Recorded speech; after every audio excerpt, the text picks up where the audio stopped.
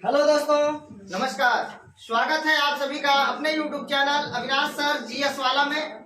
दोस्तों, मैं लगातार आप लोगों को SSC GD के लिए, यूपी पुलिस के लिए, SI के लिए, दरोगा के लिए लगातार आप लोगों को वीडियो दे रहा हूं, क्वालिटी का वीडियो दे रहा हूं। और मैं आप लोगों को इस समय अनुच्छेद का वीडियो दे रहा हूं। दोस्तों, मैंने आप लोगों को पिछले वीडियो में राष्ट्रपति और उपराष्ट्रपति से संबंधित अनुच्छेदों को ट्रिक के माध्यम से याद कराया था, आपको पढ़ाया था और समझाया था। बहुत ही शानदार तरीके से आपको याद हुआ होगा। राष्ट्रपति का ट्रिक मैंने आप लोगों को बताया था, 52 पप्पे पत्ते में क्यू के लिए CY रिक्त है। और उपराष्ट्रपति के लिए मैंने आप लोगों को ट्रिक बताया था, 63 नंबर का DP रोज लगाओ पेट पर रियो के। 63 नंबर का DP रोज लगाओ पेट पर रियो के। दोस्तों, अनुच्छेद 63 से लेकर 69 तक हम लोगों ने पिछले वीडियो में पढ़ा था, उपराष्ट्रपति से संबंधित जो अनुच्छेद था। आज के वीडियो में हम लोग अनुच्छेद 70 से लेकर और अनुच्छेद 81 तक पढ़ने वाले हैं। बहुत ही शानदार ट्रिक के साथ, बहुत ही आसान ट्रिक के साथ हम लोग कवरअप करने वाले हैं। तो आइए दोस्तों, बिना देर के हुए हम लोग वीडियो की शुरुआत करते हैं। दोस्तों, आज का हमारा ट्रिक है, अचानक 71 SP ने अपने PA से कहा कि मैगी के कार्य का संचालन DPM से करा दो, हम आपको पार्ले जी बिस्कुट देंगे। 71 SP दोस्तों, अचानक 71 SP ने अपने PA से कहा कि मैगी के कार्य का संचालन DPM से करा दो, हम आपको पार्ले बिस्कुट देंगे। मैं दोबारा बोलता हूं, ध्यान से समझिएगा। अचानक, अर्जेंट या अचानक। अचानक 71 SP ने अपने PA से कहा कि मैगी के कार्य का संचालन DPM से करा दो। जब संचालन DPM से करा दोगे तो हम आपको पार्ले जी बिस्कुट देंगे, पार्ले जी बिस्कुट देंगे। ध्यान रखिएगा, अचानक से मतलब यहाँ पे है अर्जेंट में, यानी अकस्मात। अकस्मात, आकस्मिकताओं में राष्ट्रपति के कृत्यों का निर्वहन है। तो अकस्मात, अचानक से तात्पर्य है अकस्मात, आकस्मिक क्या तात्पर्य है? आकस्मिक। ध्यान रखिएगा, आकस्मिक, आकस्मिक। दोस्तों, यह अनुच्छेद 70 में है। 71 SP ने अपने PA से कहा, देखो कैसे याद होगा, हम आपको ट्रिक बता रहे हैं। अचानक 71 SP का मतलब जिले का सबसे बड़ा अधिकारी सुपरिटेंडेंट पुलिस होता है, उसका पर्सनल असिस्टेंट होता है। तो याद आराम से हो जाएगा। 71 SP हैं, उनके पर्सनल असिस्टेंट हैं। वो ने अपने पर्सनल असिस्टेंट से कहा, अरे भाई मैगी, MAGI, मैगी के कार्य का संचालन DPM से करा दो। मैगी के कार्य का संचालन DPM से करा दो, हम आपको पार्ले जी बिस्कुट देंगे, हम आपको पार्ले जी बिस्कुट देंगे। अब एक एक करके हम लोग समझते हैं। देखिए, अचानक, पहले समझ लीजिए, अचानक यानी आकस्मिक। आकस्मिकताओं में राष्ट्रपति के कृत्यों का निर्वहन है। इसके बारे में अभी हम समझाएंगे आपको डिटेल्स में, पहले समझिए। यानी अचानक से तात्पर्य है आकस्मिक। 71 ये SP, S के सुप्रीम कोर्ट, S से सुप्रीम कोर्ट, P से पार्डन यानी क्षमादान, P से आपका पावर, P से पावर, पावर का मतलब संघ की कार्यपालिका शक्ति का विस्तार। A से एडवाइस, A से एडवाइस मतलब सलाह। M से मिनिस्टर यानी प्रधानमंत्री और उनके मंत्री। AGI attorney general of India, Bharat का महान न्यायवादी। कार्य का संचालन DPM, duty of prime minister, duty of prime minister. PA से पार्लियामेंट, PA से पार्लियामेंट माने संसद। R से राज्यसभा, R से राज्यसभा और ले से लोकसभा। ले से लोकसभा।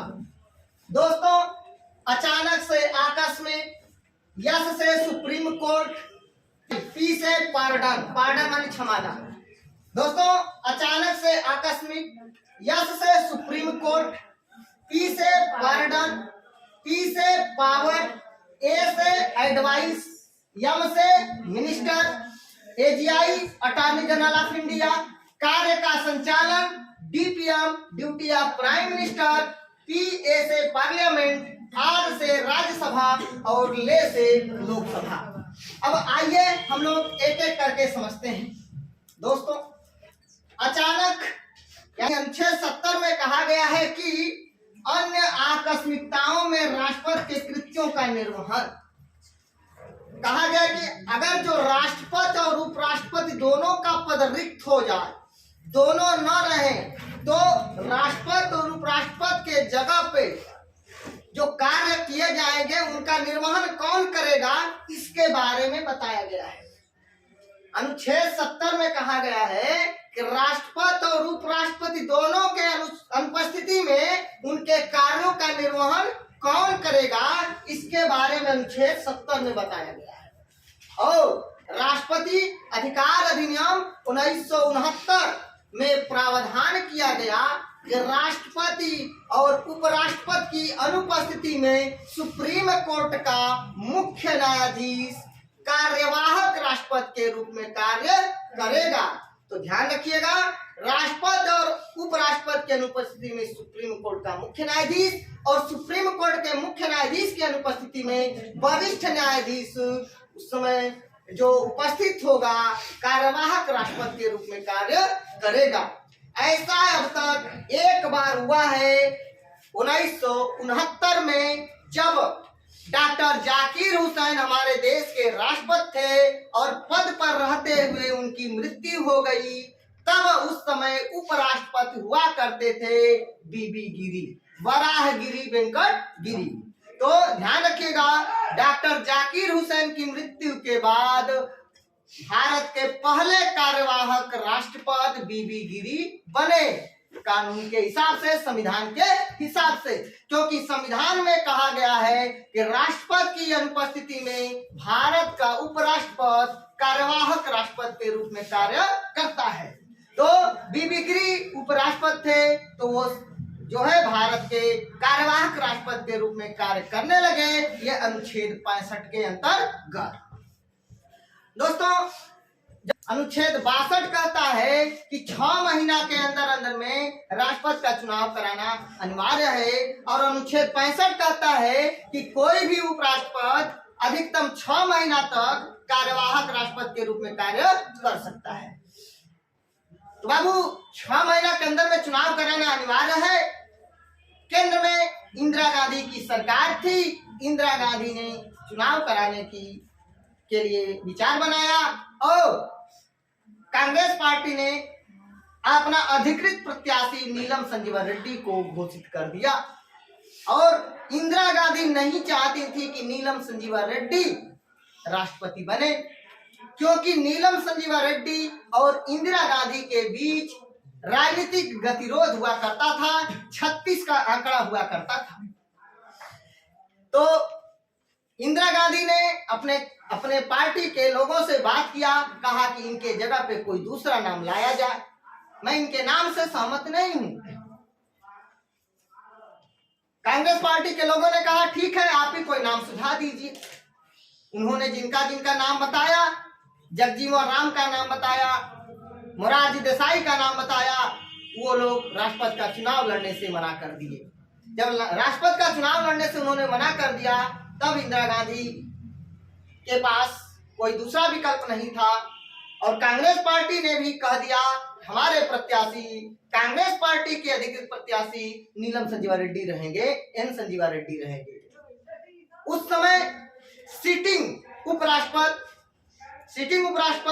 जो कार्यवाहक राष्ट्रपति के रूप में कार्य कर रहे थे, बीबी गिरी साहब। इंदिरा गांधी ने बीबी गिरी से को बुलवाया और कहा कि आप राष्ट्रपति का चुनाव लड़िए, राष्ट्रपति के लिए आप नामांकन करिए, मैं आपका साथ दूंगी, मैं आपके जो है जितना भी मदद होगा आपका मदद किया जाएगा, आपको राष्ट्रपति बनाने के लिए हम तैयार हैं। बीबी गिरी साहब ने कहा ठीक है, जब आप तैयार हैं हम भी जो है नामांकन करने के लिए तैयार हैं, हम भी राष्ट्रपति बनने के लिए तैयार हैं।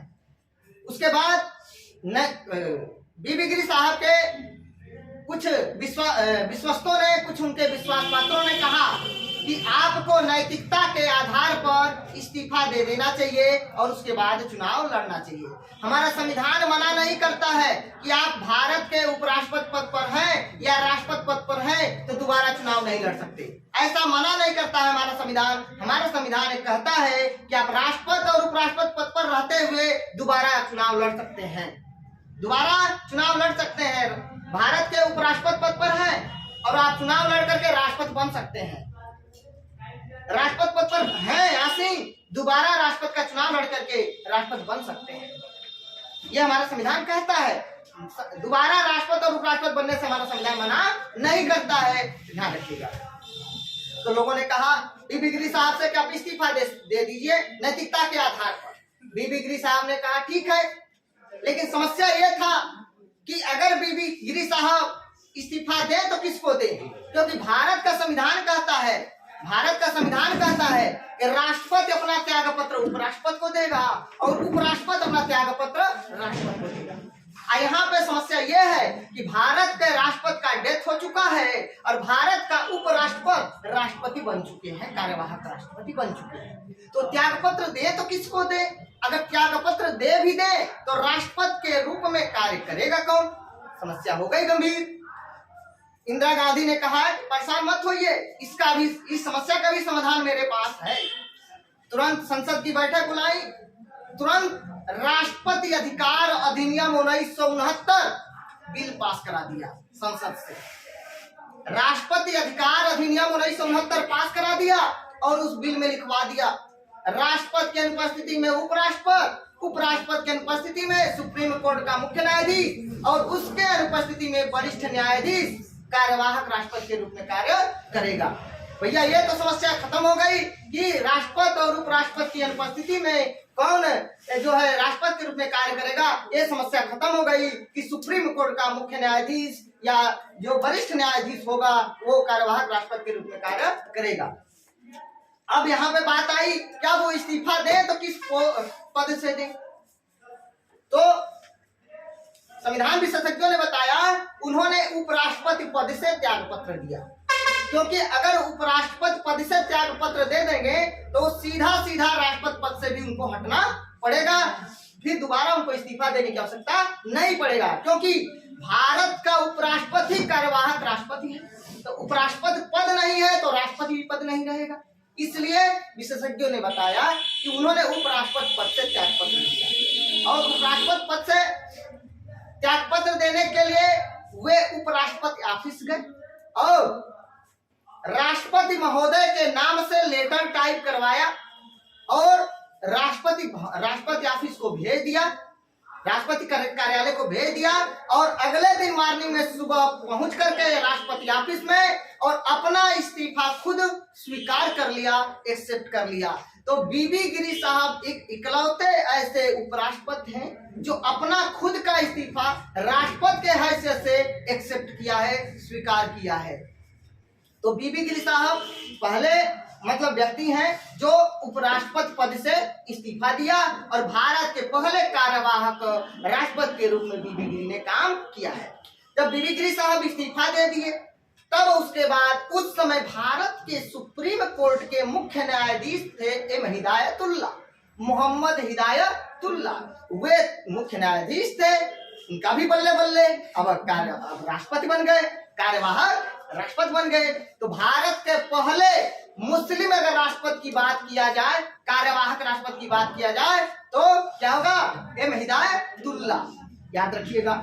और एम हिदायतुल्लाह बाद में जाकर उपराष्ट्रपति भी बने हैं, ठीक है। तो 3 संवैधानिक पदों पर कार्य करने वाले व्यक्ति हैं एम हिदायतुल्लाह। पहला तो मुख्य न्यायाधीश सर्वोच्च न्यायालय के, दूसरा कार्यवाहक राष्ट्रपति और तीसरा जो है उपराष्ट्रपति। तो याद रखिएगा, याद रखिएगा।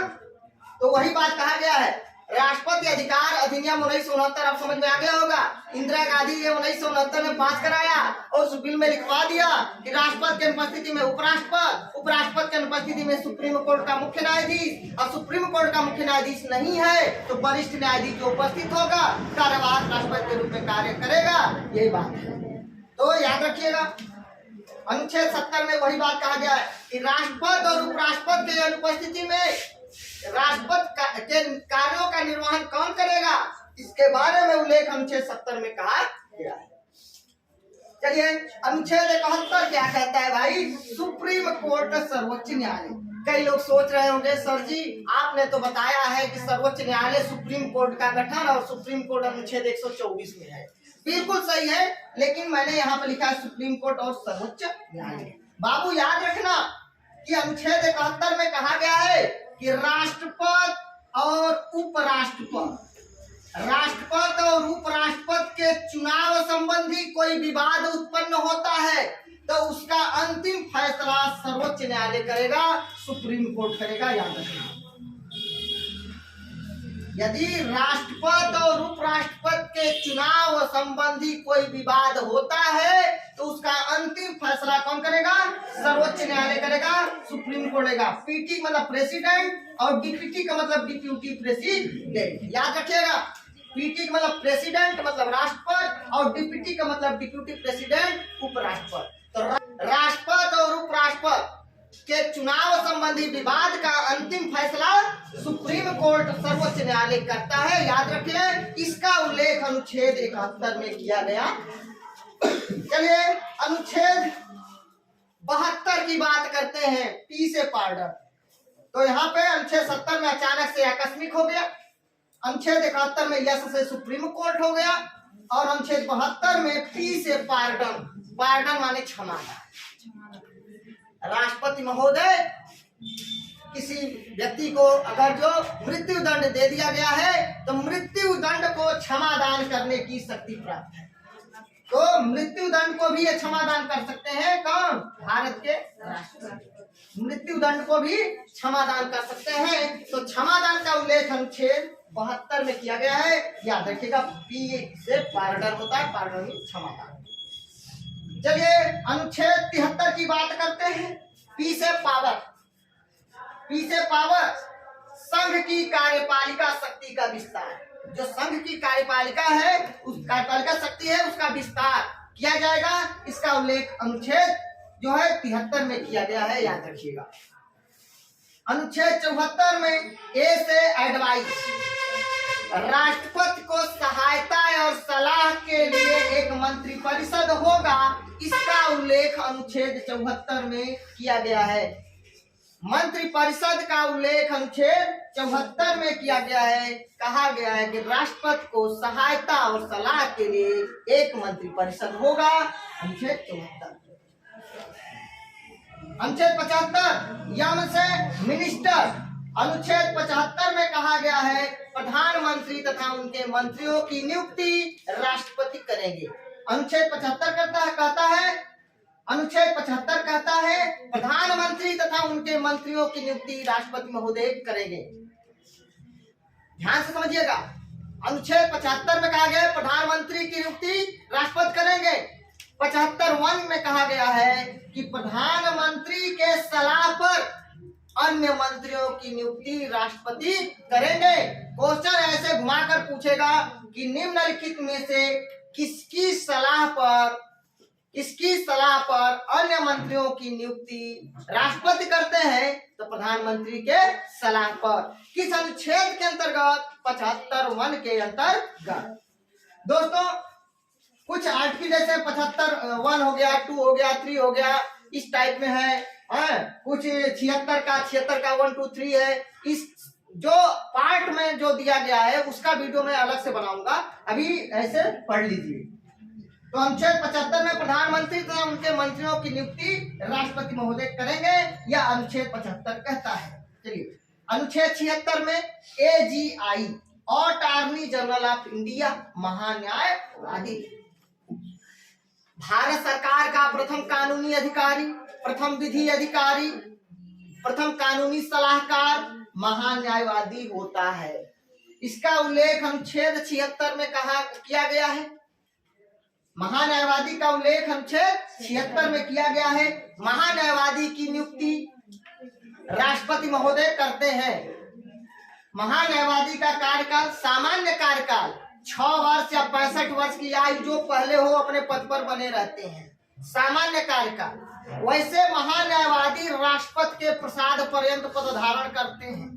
प्रसाद पर्यंत का मतलब जब तक राष्ट्रपति की इच्छा है अर्थात जब तक मंत्रिपरिषद की इच्छा है तब तक वो पद पर रहेंगे, उसके बाद उनको हटना होगा। राष्ट्रपति के प्रसाद पर्यंत पद धारण करते हैं महान्यायवादी। सामान्य कार्यकाल 6 वर्ष या 65 वर्ष की आयु तक हो सकता है। चलिए आगे बढ़ते हैं। महान्यायवादी बनने के लिए वही योग्यता होनी चाहिए जो सुप्रीम कोर्ट का न्यायाधीश बनने की योग्यता है। महान्यायवादी बनने के लिए वही योग्यता होनी चाहिए जो सुप्रीम कोर्ट के न्यायाधीश बनने की योग्यता हो। महान्यायवादी अपना त्याग पत्र राष्ट्रपति को देते हैं। महान्यायवादी को शपथ राष्ट्रपति दिलवाते हैं। चलिए आगे बढ़ते हैं। वर्तमान में महान्यायवादी कौन है भाई? Are Venkat Ramani. Are Venkat रमणी और भारत के पहले जो है महान्यायवादी MC शीतल और शानदार आंसर। आगे बढ़ते हैं। 8वां अनुच्छेद 77 संसद के कार्य का संचालन। अब उस संसद के कार्य का संचालन राष्ट्रपति के नाम से होता है। इसका उल्लेख अनुच्छेद 77 में किया गया है। चलिए 9वां है अनुच्छेद 78 DPM duty of prime minister. Duty of prime minister कहा गया है प्रधानमंत्री तथा उनके मंत्रिपरिषद द्वारा लिए गए निर्णय को राष्ट्रपति को बताना, राष्ट्रपति को अवगत कराना यह प्रधानमंत्री के कर्तव्य है। PM के कर्तव्य है, प्रधानमंत्री के कर्तव्य है। अनुच्छेद 78 में कहा गया है कि स्वयं के द्वारा यानी प्रधानमंत्री के द्वारा या उनके मंत्रिमंडल द्वारा या मंत्रिपरिषद के द्वारा जो भी निर्णय लिए गए हैं उनको बताना प्रधानमंत्री का कर्तव्य है। किसको बताना? राष्ट्रपति को। तो याद रखिएगा प्रधानमंत्री का कर्तव्य है कि अपने द्वारा जो भी निर्णय लिया गया हो या मंत्रिपरिषद के द्वारा जो भी निर्णय लिया गया हो उसको राष्ट्रपति को अवगत करा दे, राष्ट्रपति को बता दे। तो याद रखिएगा duty of prime minister DPM duty of prime minister. ये है 10 नंबर। अनुच्छेद 79 PA से पार्लियामेंट यानी संसद। क्वेश्चन पूछा जाएगा संसद का उल्लेख यानी संसद का गठन का उल्लेख किस अनुच्छेद में है? 79 में है। PA से पार्लियामेंट। R अनुच्छेद 80 R से राज्यसभा। राज्यसभा का गठन अनुच्छेद 80 में है। और ले अनुच्छेद 81 ले से लोकसभा यानी लोकसभा का उल्लेख यानी लोकसभा का गठन अनुच्छेद 81 में किया गया है। तो मैंने आप लोगों को बहुत ही शानदार तरीके से ट्रिक बताया है कि अचानक 71 SP ने अपने PA से कहा कि मैगी के कार्य का संचालन DPM से करा दो, हम आपको पार्ले बिस्कुट देंगे, हम आपको पार्ले बिस्कुट देंगे। तो अचानक 71 SP ने अपने PA से कहा कि मैगी के कार्य का संचालन DPM से करा दो, हम आपको पार्ले बिस्कुट देंगे। तो फटाफट हमारे साथ रिवाइज करिए। ट्रिक है अचानक 71 SP ने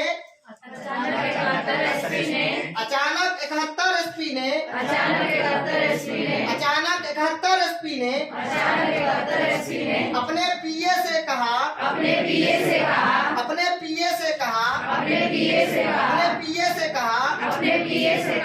मैगी के कार्य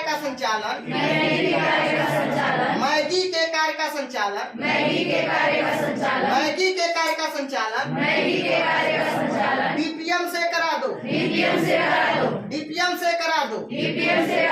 DPM से करा दो। हम आपको पार्ले जी बिस्कुट देंगे।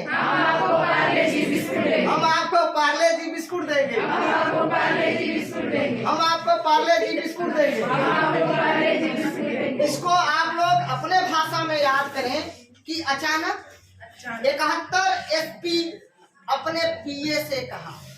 अचानक 71 SP ने अपने PA से कहा, क्या कहा कि भाई मैगी के कार्य का संचालन DPM से करा दो।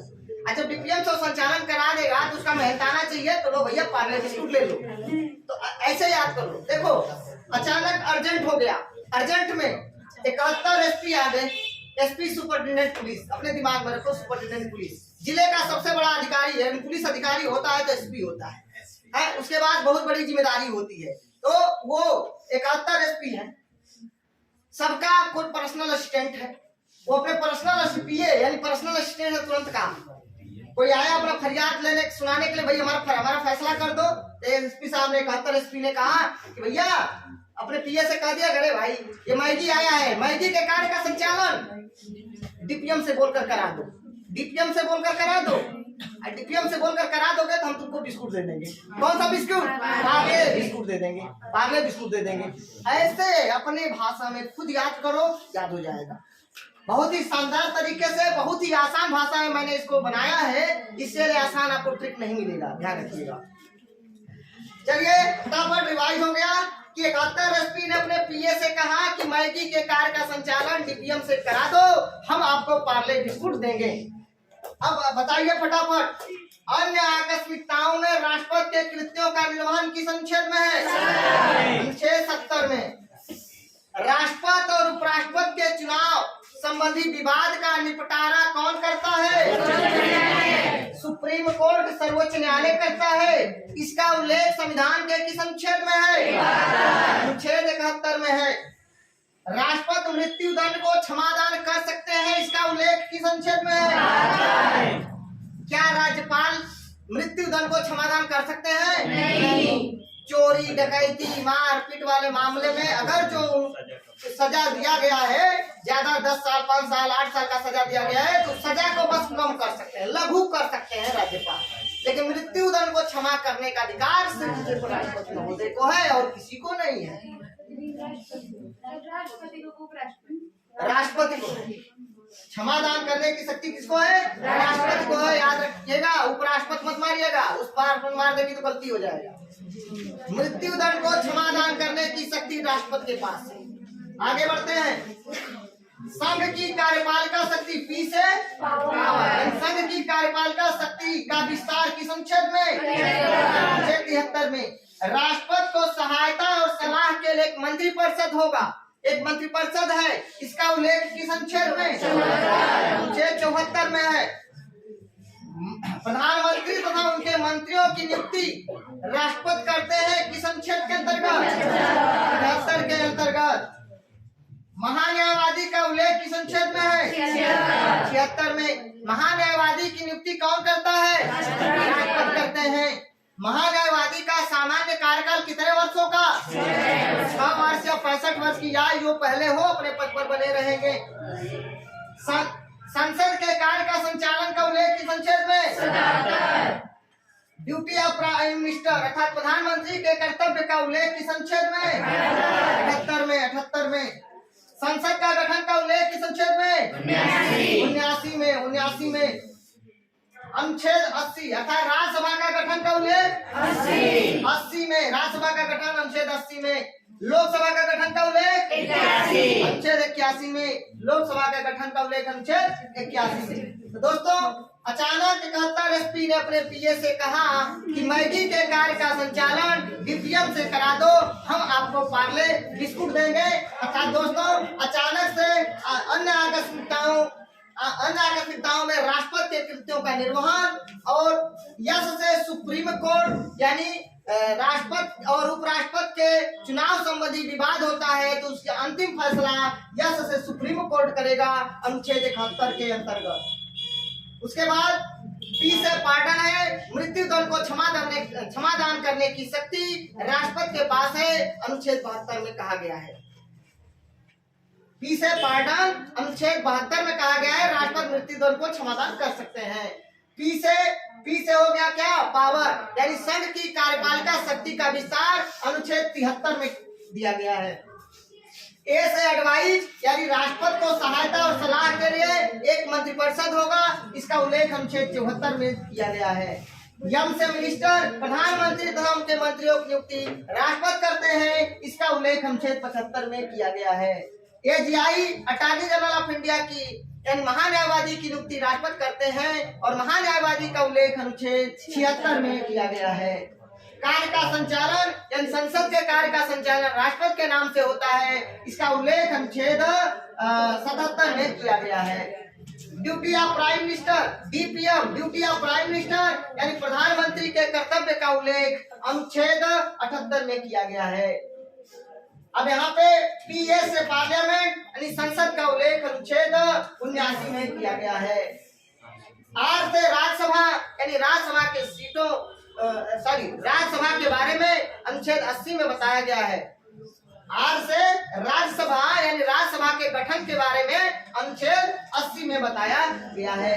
ले से लोकसभा यानी लोकसभा का उल्लेख अनुच्छेद 81 में किया गया है। दोस्तों अगर आप लोगों को स्क्रीनशॉट लेना है, स्क्रीनशॉट लेना चाहे तो स्क्रीनशॉट ले सकते हैं। दोस्तों आप लोगों से मैंने अपने पिछले वीडियो में क्वेश्चन पूछा था। मैंने क्वेश्चन पूछा था राष्ट्रपति के निर्वाचक मंडल का उल्लेख किस अनुच्छेद में है, और इसका आंसर कासिम ने दिया है अनुच्छेद 54। राष्ट्रपति के निर्वाचन और निर्वाचक मंडल का उल्लेख अनुच्छेद 54 में दिया गया है। दोस्तों मैंने दूसरा क्वेश्चन आप लोगों से पूछा था महाभियोग प्रक्रिया कहाँ से लिया गया है, तो संयुक्त राज्य अमेरिका से लिया गया है। और महाभियोग प्रक्रिया का उल्लेख किस अनुच्छेद में है, अनुच्छेद 61 में है। इसका भी आंसर कासिम ने दिया है, बिल्कुल सही आंसर है। तीसरा क्वेश्चन मैंने आप लोगों से पूछा था भारत का वह कौन ऐसा राष्ट्रपति है जो पूर्व में लोकसभा का अध्यक्ष था। भारत का वह पहला कौन ऐसा राष्ट्रपति है जो पूर्व में लोकसभा का अध्यक्ष था। दोस्तों इसका आंसर होगा नीलम संजीवा रेड्डी। इसका आंसर होगा नीलम संजीवा रेड्डी। दोस्तों हमारा आज का क्वेश्चन है कि भारत का वह कौन ऐसा पहला राष्ट्रपति है जो कांग्रेस का पूर्ण बहुमत होते हुए भी स्वतंत्र उम्मीदवार के रूप में राष्ट्रपति चुना गया। भारत का वह पहला कौन ऐसा राष्ट्रपति है जो कांग्रेस का पूर्ण बहुमत होते हुए भी स्वतंत्र उम्मीदवार के रूप में राष्ट्रपति चुना गया। इसका आंसर आप लोग मुझे कमेंट बॉक्स में देंगे। जितने लोग नाम क्वेश्चन का आंसर बताएंगे उन सभी लोगों का नाम नेक्स्ट वीडियो में लिया जाएगा। दोस्तों अगर आप लोगों को मेरा वीडियो अच्छा लगे तो प्लीज दोस्तों लाइक कमेंट शेयर करके मुझे सूचित जरूर करना। मिलते हैं नेक्स्ट वीडियो में, तब तक के लिए नमस्कार, धन्यवाद।